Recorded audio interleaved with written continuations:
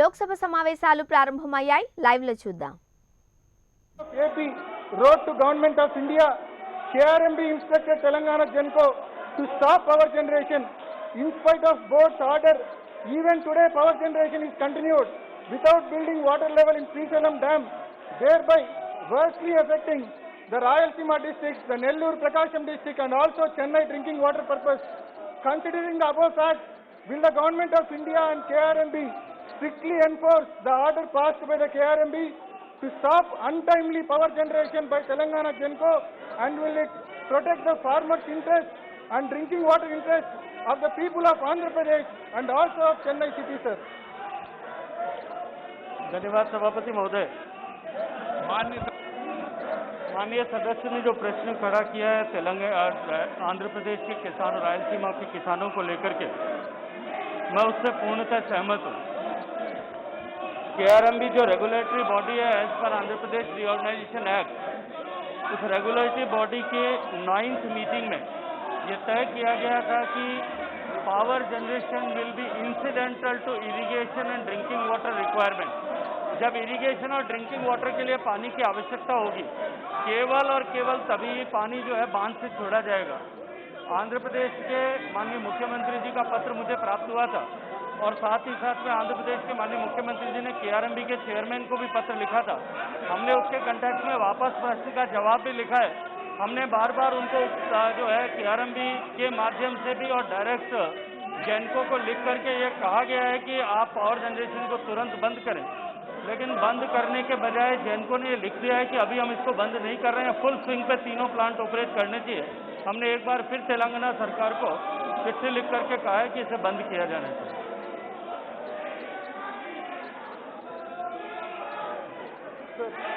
My question number 2, sir. In addition to this illegal and untimely drawal of water, Telangana government is constructing Palamuru Rangareddy lift irrigation scheme without any permission from CWC or KRMB and without getting environmental clearance. In disguise of drinking water project, they are constructing massive lift irrigation project which will pump 90 TMC of water every year at the level of 800 feet from Srisalam Dam, sir, through power generation from left bank and through Palamuru Rangareddy lift, Kalvakurti lift, Dindi and SLBC tunnel scheme. The Telangana government will be able to draw or consume 8 TMCs of water per day at the level of 800 feet in Srisalam Dam, sir. Sir, if Palamuru Rangareddy lift irrigation scheme is completed, then the Ayakat of SRBC, Teluganga, KC Canal, GNSS, HNSS, Veligonda and also the drinking water needs of the Andhra Pradesh and Chennai will be at very high risk, as the minimum level to give water to the AP project is 854 feet, except for GNSS which is at 834 feet. Keeping in view of the severe loss that is going to incur for the people of Andhra Pradesh and also for Chennai city, will the Government of India take stern measures to stop Palamuru Rangareddy lift irrigation scheme, sir? माननीय अध्यक्ष महोदय, interstate basis पर बने जो राज्यों के हितों की रक्षा करने के लिए देश के संविधान और इंटरस्टेट बेसिन एक्ट में जिस तरह का प्रावधान किया, उस प्रावधान के अनुरूप आंध्र प्रदेश रीऑर्गेनाइजेशन एक्ट में भी दोनों राज्यों के कृष्णा और गोदावरी दोनों नदियों पर बने हुए प्रोजेक्ट के ऊपर दोनों राज्यों के इंटरेस्ट को प्रोटेक्ट करने के लिए KRMB और GRMB Krishna river management board and Godavari river management board का गठन किया गया था, लेकिन 7 साल तक क्योंकि उसका नोटिफिकेशन नहीं हो पाया था। दोनों ही बोर्ड अपनी ड्यूटीज का निर्वहन करने के लिए प्रयास करते हैं, राज्य सरकारों को लगातार उसके लिए बातचीत करते हैं। हमें इस व्यवस्था को और अधिक सुचारू करने के लिए हमने हाल ही में दोनों बोर्ड के जुरिस्डिक्शन को नोटिफाई कर दिया है। उस नोटिफिकेशन के बाद में जो है बोर्ड की शक्तियाँ और बढ़ेंगी और निश्चित रूप से आने वाले समय में हम इस तरह की परिस्थितियों को रोक पाएंगे। माननीय सभापति महोदय, दुर्भाग्यपूर्ण है कि दोनों ही प्रदेशों में बिना CWC और भारत सरकार की अनुमति लिए हुए इस तरह के प्रोजेक्ट करने की परंपरा रही है और लगातार वो परंपरा चल रही है, जो निश्चित रूप से दोनों राज्यों के बीच में तनाव का कारण बनती है। Question number 42, Basant Kumar Panda.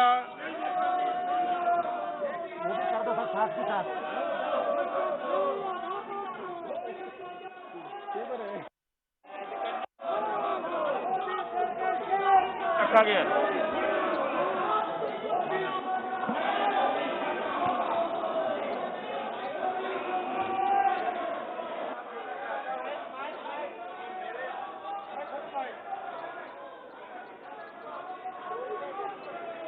मैं माननीय जल शक्ति मंत्री जी को धन्यवाद देना चाहता हूं कि मेरे उड़ीसा प्रदेश के लिए इस साल 3,323.42 करोड़ रुपया मंजूरी किए हैं। हमारे अनन्य वरेण्य प्रधानमंत्री यशस्वी प्रधानमंत्री के निर्देशन में मैं धन्यवाद देना चाहता हूं। उसके साथ साथ एक निवेदन करना चाहता हूं। नुआपड़ा जिला में बहुत दिन से पाइप वाटर सप्लाई का काम चल रहा है, जो धीमा गति से चल रहा है वो स्पीड अप हो, कालाहांडी जिला में स्पीड अप हो। और उसके साथ साथ मैं एक ही निवेदन करना चाहूंगा माननीय मंत्री जी से कि राज्य सरकार को निर्देशित करें कि आकांक्षी जिला को ज्यादा गुरुत्व प्रदान करें पाइप वाटर सप्लाई में, क्योंकि एक्सप्रेशनल जिला में हम लोगों का पश्चिम उड़ीसा का विशेष जिला आता है।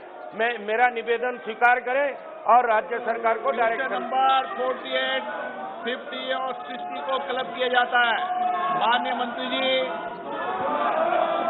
धन्यवाद माननीय सभापति महोदय। मैं माननीय सदस्य का अभिनंदन करना चाहता हूं कि उन्होंने माननीय प्रधानमंत्री जी का आभार जल जीवन मिशन की सफलता और जल जीवन मिशन को चलाने को लेकर के किया है।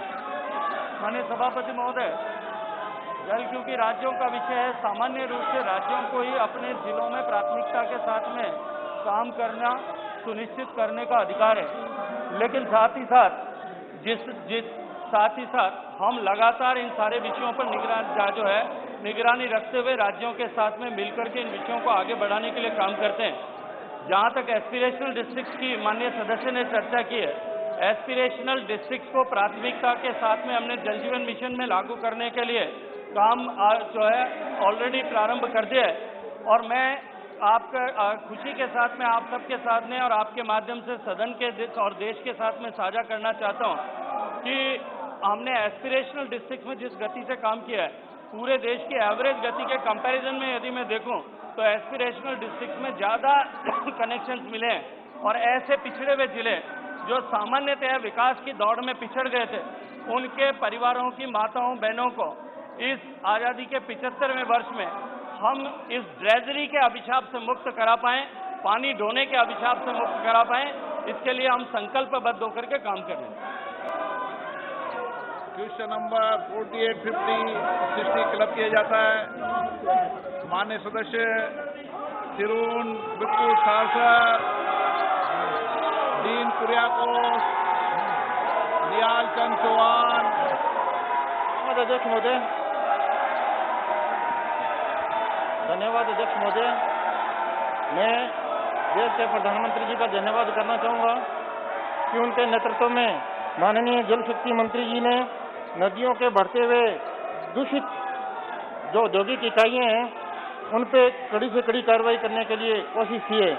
मैं माननीय अध्यक्ष जी आपके माध्यम से मैं माननीय मंत्री जी से जानना चाहूँगा कि CPCB ने नदियों को बढ़ते हुए दूषित पानी को रोकने के लिए औद्योगिक इकाइयों को दंडित करने का काम किया है।